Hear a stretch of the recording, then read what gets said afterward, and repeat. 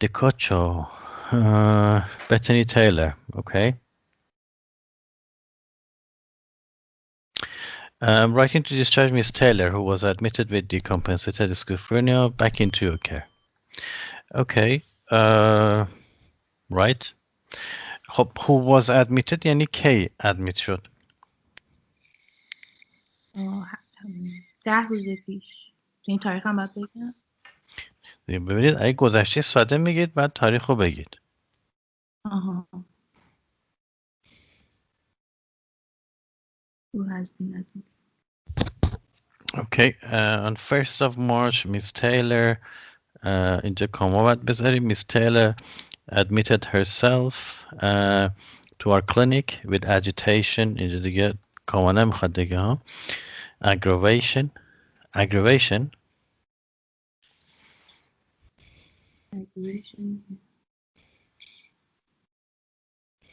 Aggravation نداشتیم. یه چیز دیگه هست. Aggressive بوده. چی بود؟ ندارید کیس نوتو؟ چرا میگم Aggression بود و اگریسیو بوده. اشتباه پس.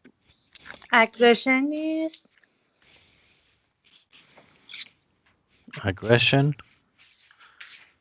Aggressive. And thought blocking and latency due to responding to internal stimuli, huh? Okay, risperidone. Okay, was started on the same day. دوزشون نمیخوایم بگیم. آخه اول جمله است. دوزشو نگفتیم نه؟ دوزش نبود آقای دکتر. در گفتیم ریسپیردون و آخر نامه چرا البته بود 10 بود. 10 یک PRN براش گذاشته بوده. ولی خب همونجا که گفته بودش که ریسپیردون دادیم نگفته بود با چه دوزی دادیم. بعد آخرش گفته 1 میلی گرم اضافه داریم بهش میدیم واسه موقعی که آژی تست و سایکوز داره. Okay. She reported cessation of auditory and visual hallucinations. خب آخه نگفته بودین که اینا رو داشته. Less organized thinking and no signs of thought blocking or latency. She was able to minimize illusions and focus on daily activities.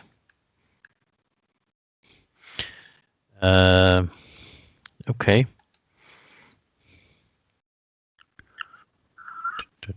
Okay. ببینید این در واقع شما این موقع مراجعه چه علائمی داشته؟ اوکی. بعد چه کاری براش کردیم؟ اوکی. As you know or as you are aware, Miss Taylor lives alone. She is unemployed because of disability allowance, not because of, and she receives disability allowance.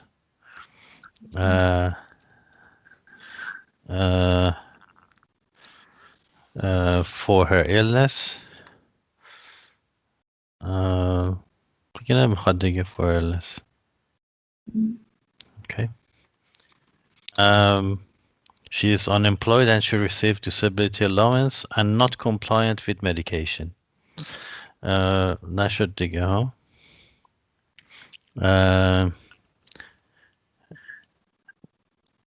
She is not compliant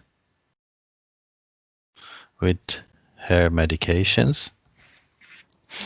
She has a history of polysubstance abuse, mainly cocaine and alcohol, and her last cocaine use was on 28. Okay.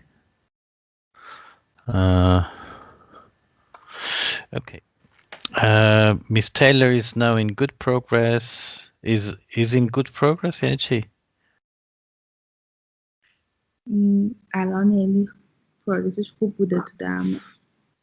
She has shown good progress. یا she is in good progress که نمیشه که ها. has shown good progress considering the chronic nature of her illness. خب چه ربطی داره که با توجه به مزمن بودن بیماریش الان پروگرس خوبی داشته؟ این 10 روز که مثلا درمان شده خوب نشون داده دیگه. پاسخ درمان. اوکی. نمیدونم من یا متوجه نمیشم ولی هر شما میگید باشه. Her insight is good but her judgment is fair. She is being discharged. She's being discharged with risperidone 4 milligram نقطه and 1 milligram BDPRN for agitation and psychosis. She's going back to his apartment. Here دیگه ها. Next visit is scheduled. Scheduled? یعنی چی؟ یعنی واسه ویزیت بعدیش هم براش این تاریخ مشخص کردیم که کی بیاد. کیه؟ نگفته بود. یا باید بگیم her next visit is scheduled for مثلا فلان چیز یا he's scheduled on مثلا ها؟ یه چیزی باید بگیم دیگه. اگه نداریم که نمیتونیم بگیم اینجوری که schedule. Miss Taylor needs continuing her medication regularly. Okay. ING نمیشه دیگه ها. Needs to continue her medications regularly and treatment at and treatment at Proudhurst Mental Health Clinic. این فعلش نمیشه دیگه ها. Needs to continue medications and needs to continue treatment. منظورتون اینه؟ خودش گفته بودش که واسه تریتمنتش فالوآپ بشه. Okay. And attend Proudhurst Mental Health Clinic for further management. Okay. And also, ham also. Okay. She needs to avoid substance. نظرتون چیه؟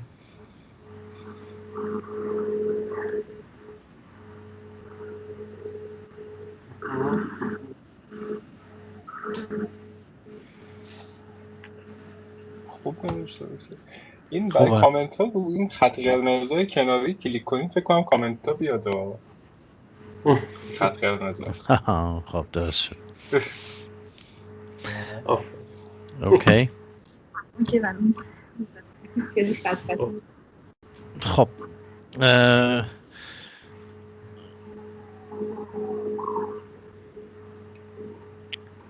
چطور بود؟ کامنتی نمیدید. اوکی. خب یه مقدار پیچونده بود به نظرم. در کل خوب بود، فقط حالا جمله بندیاش بیشتر. خب گفتیم که با سلف ادمیشن اومد، درسته؟ اینجا با سلف ادمیشن اومد، این علائمش بود. اوکی. بعد از این اون وقت شما اینجا نگفتید که اینا هم داشت و هالوسینیشن و اینا هم داشت. اوکی. پس اینا رو هم باید میگفتیم اینجا، درسته؟ قبل از اینکه بگیم که چه کاری براش کردیم.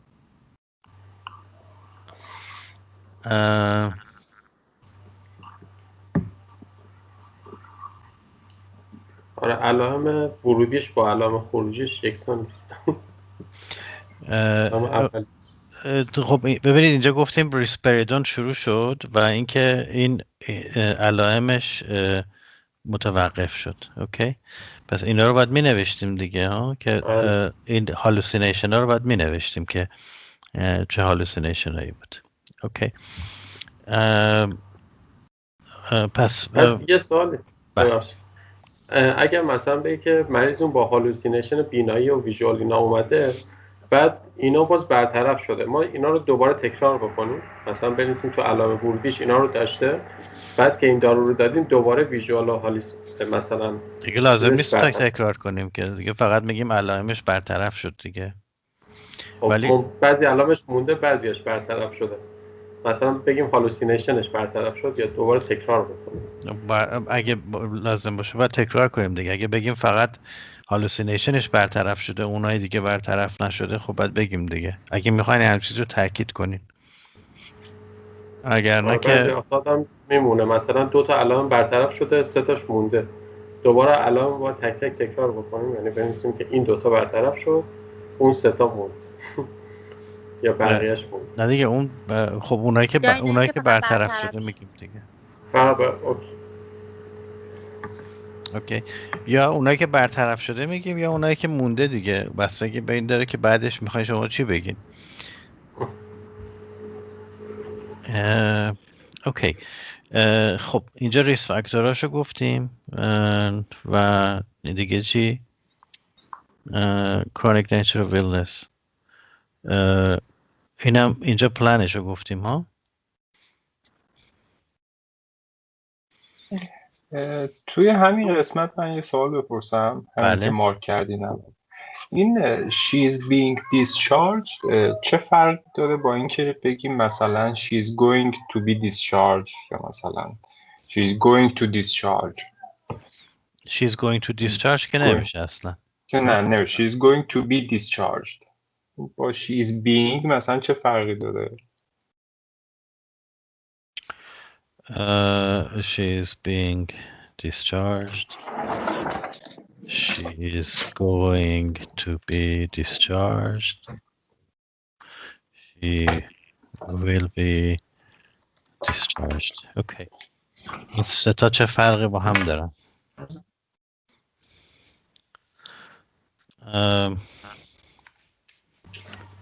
اولی دیسچارج شده، دومی در حال دیسچارج، سومی دیسچارج خواهد شد.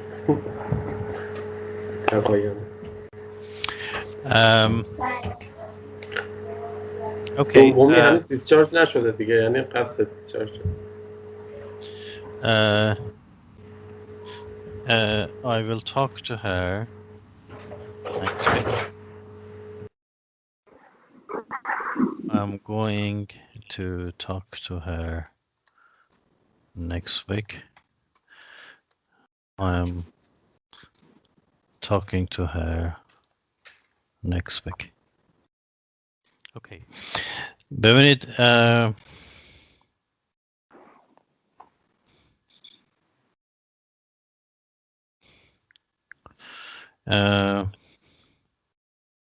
okay. I will perhaps talk to her next week. I'm going to talk to her next week. This is my attention or decision, my contemplation. Okay. I'm definitely to her next week. ما برای زمان آینده سه نوع چیز استفاده میکنیم، سه نوع آینده استفاده میکنیم. حتی یه نوع چهارم هم هست، مثلا بگیم که چی؟ The train leaves at 9:37. چون که این همیشه همین جوریه، یعنی always.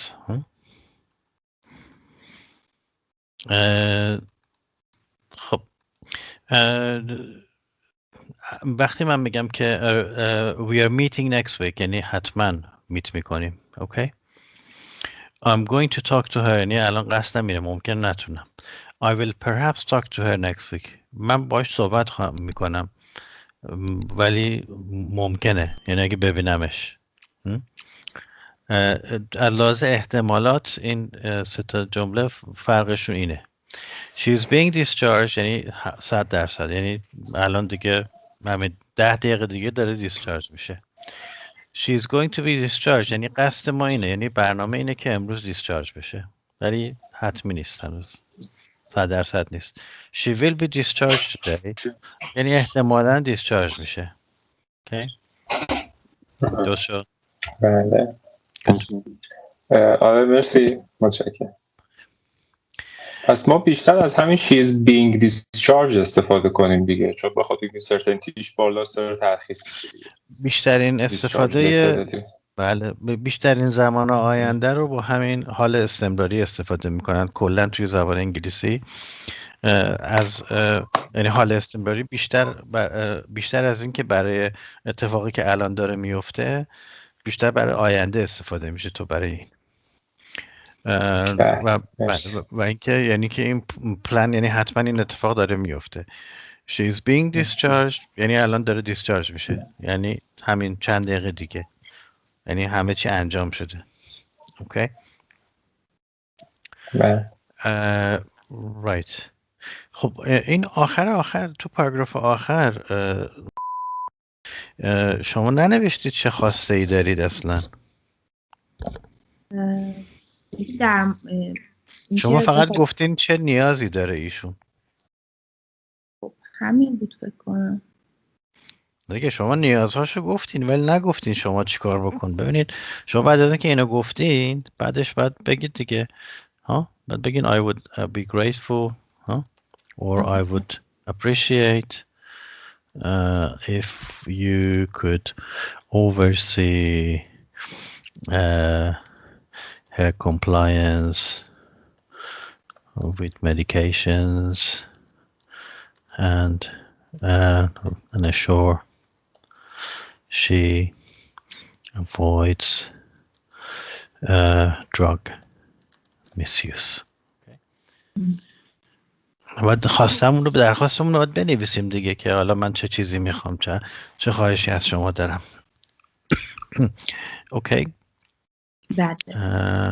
خب یه دونه نمونه برای این بهتون نشون بدم ببینم که شما نظرتون چیه. بتنی تیلر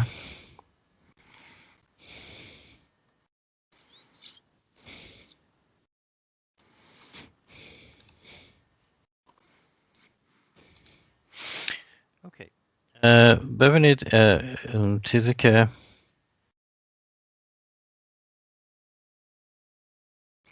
چقدر شو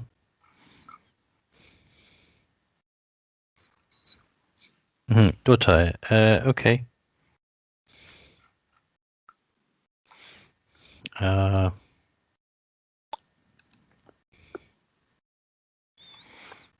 Okay.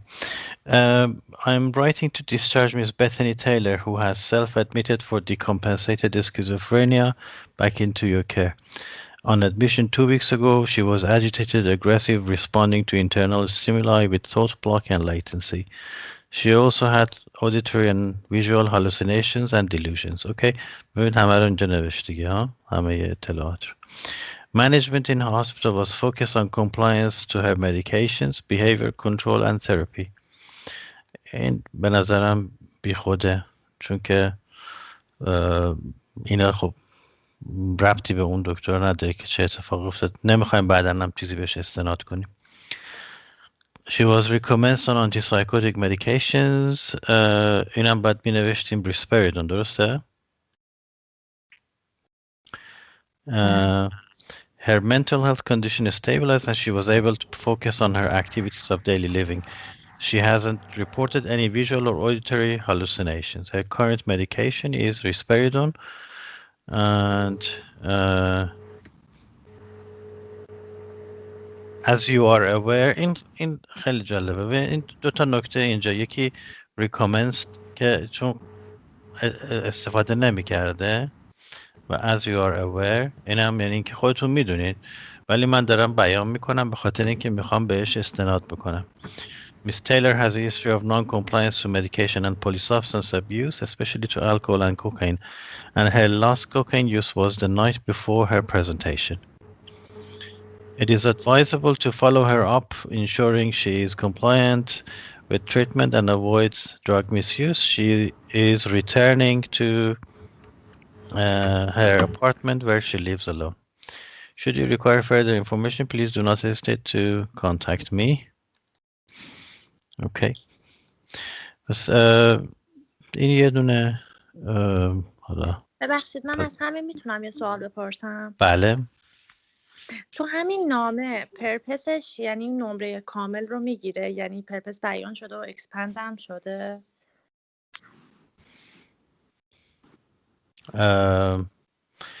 بیان شده اکسپند شده یا نه؟ یعنی منظورتون چیه؟ کجا باید اکسپند میشد؟ آها نه، یعنی که همون 3 نمره که باید برای پرپس گرفت، منظورم اینه که فقط تو همین 2 خط اولیه که ما داریم مینویسیم یا به اون کانکلوژن هم نگاه میشه توی نمره پرپس که ما همه هدفمون همون اول بالا نگیم، یه سریا رو مثلا تو کانکلوژن هم بگیم. در واقع بله دیگه، نمره سوم پرپستون رو باید شما توی تمام هر جایی توی نامه بعداً میتونه باشه. آره بعضی وقتا بلافاصله همینجا شما اکسپندش میکنید، بعضی وقتا این آخر اکسپندش میکنید. اوکی. این یکی رو ببینیم. اوکی. This discharge letter is regarding Miss Bethany Taylor, diagnosed with schizophrenia, to proceed with the follow-up of her condition. یه کمی ثقیله نیست؟ She admitted herself to our care on 1st of March. She was aggressive and agitated, but responding to internal stimuli with thought blocking and latency. از معمولا ما به کار نمیبریم. On the same day she was started on اینم لازم نیست. Risperidone. Within 10 days reported cessation of any visual or auditory hallucinations, better thought organization, and better ability to minimize delusions, and improve focus on her daily activities. Her insight is now good, but her judgment is fair. اینو میتونست عوض کنه دیگه، اینجا بیاد پاراگراف دیگه که چه کاری انجام شد. As you are aware, Miss Taylor has a history of polysubstance abuse, and her last cocaine was 28th of the 2nd, which could be the trigger to her symptoms. She is not compliant with her medications. Okay. Okay. Her final assessment showed good progress considering the chronic nature of her condition. She was discharged with risperidone every night and extra risperidone BD for psychosis and agitation. She needs to be encouraged to continue treatment at Proudhurst practice and to avoid substance abuse. A follow-up appointment has been arranged for her. Any further information you might need regarding Ms. Taylor, please do not hesitate to contact us. Okay. تو این هم هالوسینیشن اولش نگفته، قبلش گفته. اینجا گفته دیگه ویژوال اور نه اینجا گفته سسیشنش. قبل بله. خود سمپل روز اولی که اومده نوشته بودش که اگریسیو آژیته است. روزا جواب میده بلاکینگ پاک با لیتنسی.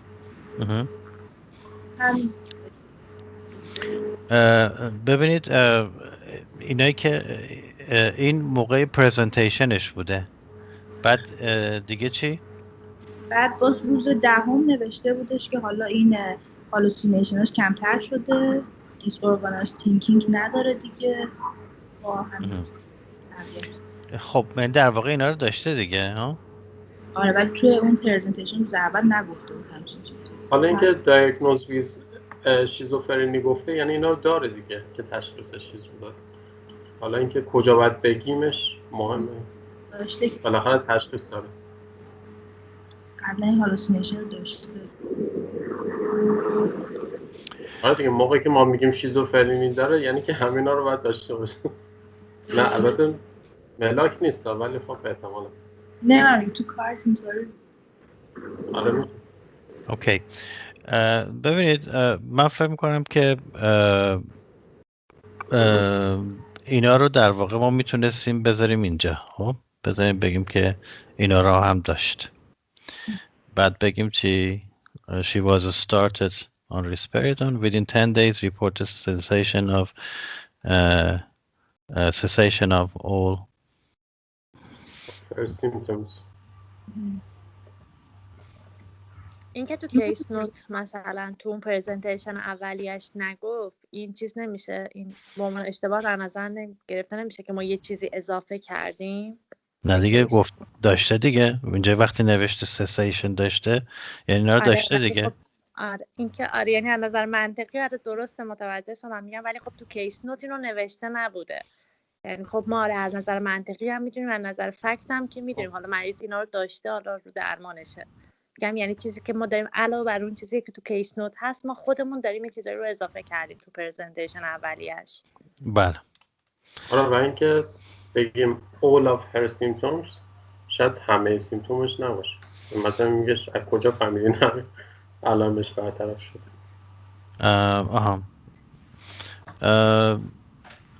خب این در واقع اینا میاد اینجا شاید دیگه.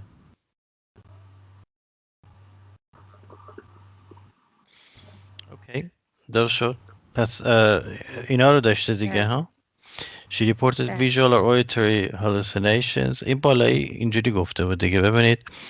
She also had auditory and visual hallucinations and delusions. اوکی در واقع اینو گفته بود اینجا.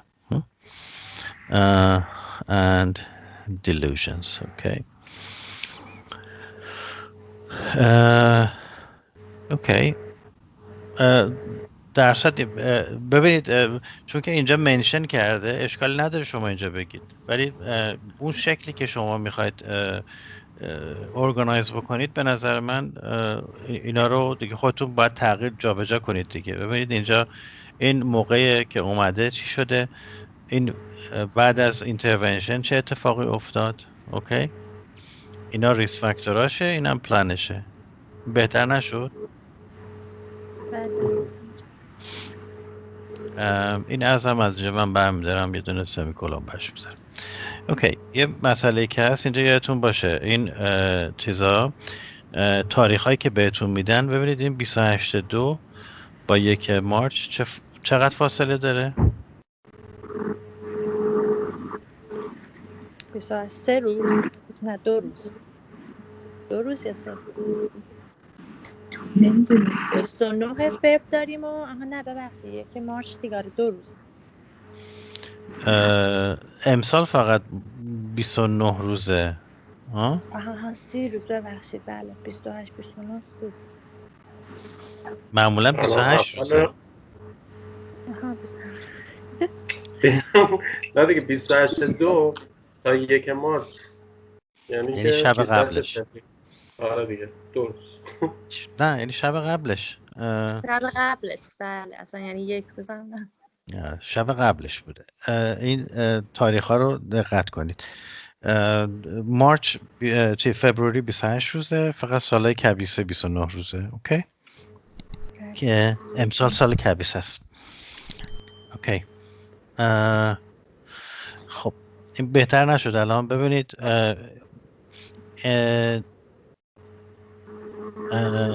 decompensated. پس اینجا موقعی که ادمیت شد چه علائمی داشت، چه اقداماتی کردیم و چه نتیجه‌ای داشت، چه ریس فاکتورایی داره و چه کارهایی قراره که انجام بشه. اوکی اینجا باز یه اشکال دیگه که داره اینه که ببینید شما اینجا گفته که فقط چه چیزایی لازمه ها. This needs to be done, that needs to be done. آخر سر باز همون کاری که شما کردید اینم همینطور نگفته که I would appreciate or I would be grateful or anything ها. باز اینو نگفته. اوکی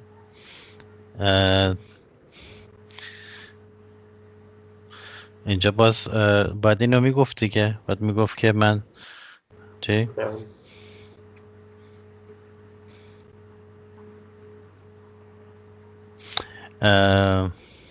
فکر کنم میشه اینشور. نه اشور، برای همینه که اشکال میگیره. اوکی